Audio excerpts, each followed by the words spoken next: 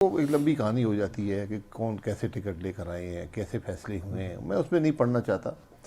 Worker وہ ہوتا ہے جو جماعت کے ساتھ جس نے وقت گزارا ہو، جو کام کرتا رہا ہو، اس کو میں ورکر سمجھتا ہوں. اور بہت سے لوگ تھے مجھ سے، انہوں نے نام بھی پوچھا، میں نے نام بھی دیا تھا. بہرحال ان کی نہیں، وہ میں آپ کو زیادہ کبھی بتا دوں گا. تو وہ ایک ورکر کو، ایک بالکل جینوئن ورکر کا نام دیا تھا. تو بہرحال یہ پارٹی کے فیصلے، میرا اس سے کوئی عمل دخل اس کام میں نہیں ہے. مجھ سے پوچھا گیا تو میں نے اپنی رائے دے دی تھی. تو باقی سیاست انشاءاللہ جاری ہے، سیاست جاری رہے گی. سیاست میں اس کو یقین کریں ایک ذمہ داری کے طور پہ محسوس کرتا ہوں. ٹھیک. شاہد صاحب، جب آپ کو پارٹی نے ٹکٹ دیا تھا پہلی بار، یا پارٹی میں آپ آئے تھے، ظاہری بات ہے آپ کے والد صاحب کی بہت بڑی کنٹریبیوشن ہے، تو آپ کو بھی پہلی بار بطور ورکر آپ کو ٹکٹ ملا تھا یا آپ کے والد صاحب کی وجہ سے ملا تھا؟ مجھے ٹکٹ نہیں ملا تھا. مطلب جب پہلی دفعہ آپ؟ مجھے ٹکٹ نہیں ملا. اچھا، آپ خود؟ مجھے ٹکٹ نہیں ملا تھا. ہم لاہور سے آئے واپس جب ٹکٹ کا فیصلہ ہو گیا. یہ کون سے سال کی بات تھی؟ یہ 1988 کی بات. 88 کی. اس زمانے میں نہ ٹیلی فون تھے نہ ویسی. تو ہم فلائنگ کوچ پہ وہاں سے بیٹھے، تو یہاں 2 اڈے ہوتے فلائنگ کوچ کے. تو ہم صبح پہنچے ہیں کوئی فجر کے وقت. تو دونوں اڈوں پر تقریباً 50-60 لوگ ہلکے کے موجود تھے. ان کو پتہ نہیں تھا کون سی فلائنگ کوچ پہ آئیں گے. تو اس کے بعد انہوں نے کہا جی کہ ہم نے بتایا جی ٹکٹ نہیں ملا، خبر آ گئی تھی. تو انہوں نے کہا جی کہ اب الیکشن ہم نے لڑنا ہے، تو آپ کاغذ جمع کروائیں. اور انہوں نے جو دونوں میرے ساتھ جو ایم پی اے تھے والد صاحب کے ساتھ، ان کو کہا کہ آپ اپنے ٹکٹ واپس کریں اور آزاد. تو ان کا پریشر تھا. پھر ایک میٹنگ ہوئی، وہاں پر یہ فیصلہ ہوا. میں تو اس زمانے میں 13 سال سے پاکستان میں نہیں تھا.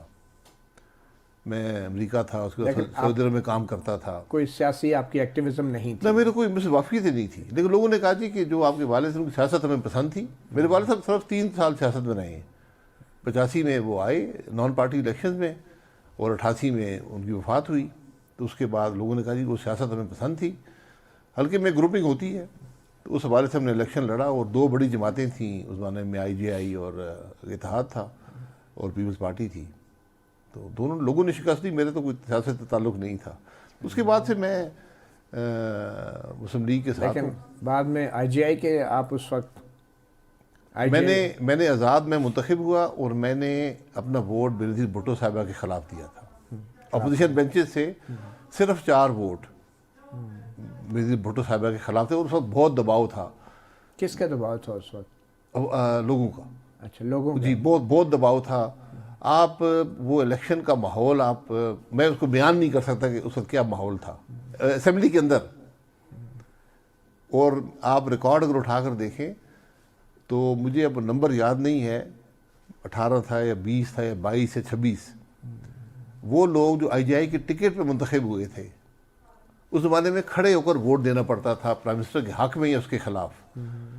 اور پرائم منسٹر اس وقت سیٹنگ ابھی مخلوط تھی، یعنی پارٹی کے لوگ ہر جگہ بیٹھے ہوتے تھے. تو کھڑے ہو کے آپ کو ووٹ دینا پڑتا تھا، کیونکہ پریزیڈنٹ نامینیٹ کرتا تھا ایک شخص کو کہ تم اعتماد کا ووٹ لو. تو 26 یعنی اس نمبر 18 سے 26 کا وہ نمبر ہے جس کو آپ ویریفائی کر سکتے ہیں اسمبلی کے ریکارڈ سے. وہ لوگ اٹھ کر لابی میں چلے گئے. انہوں نے بینظیر صاحبہ کے خلاف ووٹ نہیں دیا تھا. لیکن ہم 4 لوگوں نے، جس میں بیگم عابدہ حسین تھی، رشید نوانی صاحب تھے، خضر ریاض قصوری صاحب تھے، اور میں نے. اور حمید گل صاحب؟ نہیں، حمید گل صاحب اس میں نہیں تھے. نہیں، اس وقت کے جنرل فیض جو تھے ان کا کوئی دباؤ نہیں تھا؟ نہیں، ان کا کیونکہ آئی جے آئی کے بارے میں تو سپریم کورٹ تک نے بھی بڑے اس میں بنانے میں ہوگا. میں وہ کر رہا ہوں کہ جب بینظیر صاحبہ نے اعتماد کا ووٹ لیا تو اتنے لوگوں نے حق میں ووٹ دیا، اتنے لوگوں نے خلاف. لیکن کہا یہ جاتا ہے کہ وہ جو بینظیر صاحبہ کے خلاف بعد میں ایک عدم اعتماد کی بھی کوشش کی گئی، جی، تو اس میں بھی آپ پیش تھے؟ عدم اعتماد میں حالانکہ میرے ساتھ صرف 1 سال بھی نہیں مجھے سیاست میں ہوا تھا، چونکہ وہ مری میں تھے سارے لوگ. تو اب آپ کو نواز شریف صاحب اس کے سارے حقائق سے میں واقف ہوں. وہ بہرحال یہ تاریخ کا حصہ ہے. اب آپ کو کیا اعتراض ہے کہ نواز شریف صاحب ابھی بھی وہی سیاست کر رہے ہیں جو آپ 88 میں کرتے رہے؟ کیونکہ ظاہری بات ہے آئی جے آئی کا آپ ساتھ دیتے رہے، تو پھر اب آپ کو کیا اعتراض ہے نواز شریف صاحب کی؟ میں نے آئی جے آئی کے ساتھ نہیں دیا. اچھا، میں آزاد منتخب ہوا تھا، لیکن ووٹ اسی طرف لیکن ڈالتے ہاں میرے لیے آسان راستہ یہ تھا کہ بےنظیر صاحبہ کو ووٹ دے دیتا. مجھے وزارت کی بھی آفر تھی، بہت سی اچھا، باتیں اس تھیں. وقت کوئی اسٹیبلشمنٹ کا رول نہیں ہوتا تھا؟ یار میں نے نہیں دیکھا، اچھا، آپ میں نے نہیں دیکھا، لیکن اس وقت ایک اخبار میں ایک کوشش ہوئی تھی کہ بے نظیر صاحبہ کو یعنی اعتماد کا ووٹ لینے کے لیے نہ کہا جائے، کیونکہ یہ صدر کا اختیار تھا کہ وہ کس شخص کو کہتا ہے. تو اگر وہ جتوئی صاحب کو کہہ دیتے تو یہ ممکن تھا کہ جتوئی صاحب اکثریت حاصل کر لیتے.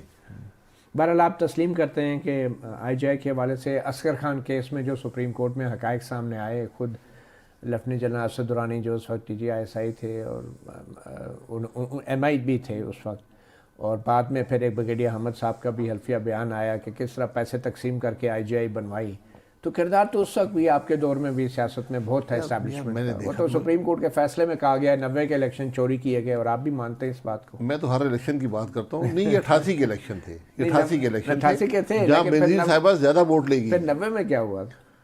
90 میں پھر آئی جے آئی بنی تھی. پھر آج آپ اس وہ وقت تو دیکھیں وہ تو ایک انٹرفیئرنس پولز پہ رہی ہے نا، لیکن کم از کم میں یہ پورے دعوے سے کہہ سکتا ہوں کہ میں نے کبھی کوئی سیاست میں کسی سے فائدہ نہیں حاصل کیا. وہ آپ کی بات، یا نہ کسی نے مجھ سے رابطہ کیا. مجھ سے رابطہ ہوا 2002 کے الیکشن میں.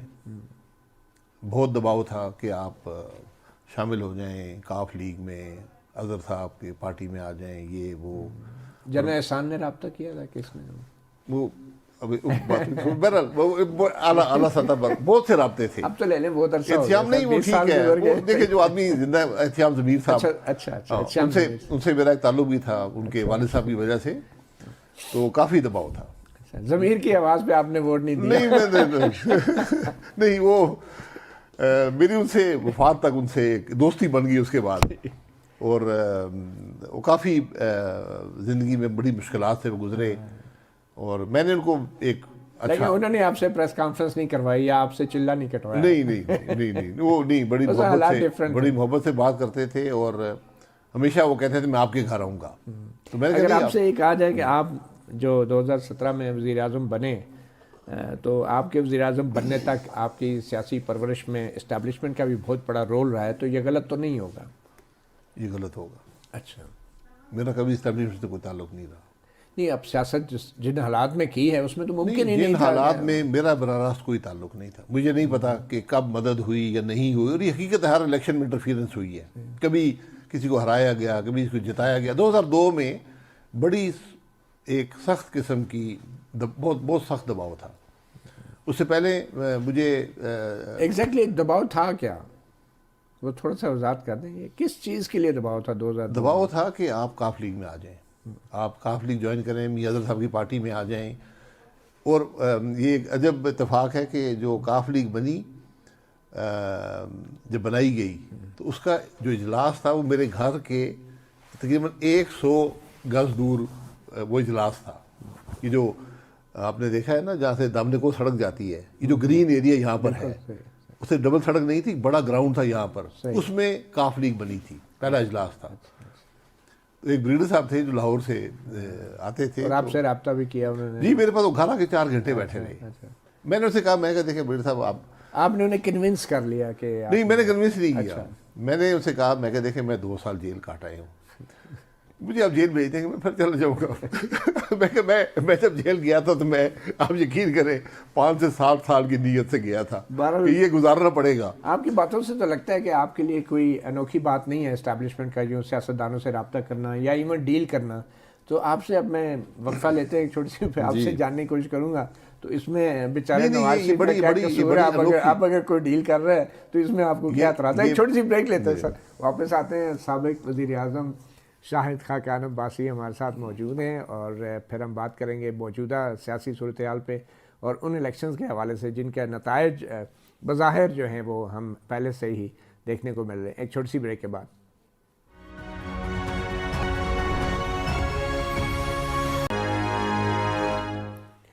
Welcome back. صحافی پروگرام میں ایک بڑے سیاسی سابق وزیر اعظم شاہد خاقان عباسی ہمارے مہمان ہیں. شاہد صاحب، یہ اب آپ کو لگ رہا ہے کہ شاید جو کچھ الیکشنز ہو رہے ہیں، نواز شریف صاحب جس طرح واپس آئے اور اب لگ رہا ہے کہ کوئی ڈیل ہوئی ہے، تو یہ ڈیل آپ کے لیے نئی بات کیوں ہے اور وائی ناؤ؟ اب کیوں آپ ان چیزوں کو ہائی لائٹ کر رہے ہیں؟ آپ وزیر اعظم جو بنے تھے کیا وہ ڈیل نہیں تھی 2017 میں نواز شریف صاحب کو جب ہٹایا گیا آپ وزیر اعظم بن گئے، کیا وہ اسٹیبلشمنٹ کے ساتھ ایک ڈیل نہیں تھی؟ اور اسٹیبلشمنٹ نے گرین سگنل دیا تھا تو آپ وزیر اعظم بنے تھے، ادروائز تو شاید اپنا بن سکتے۔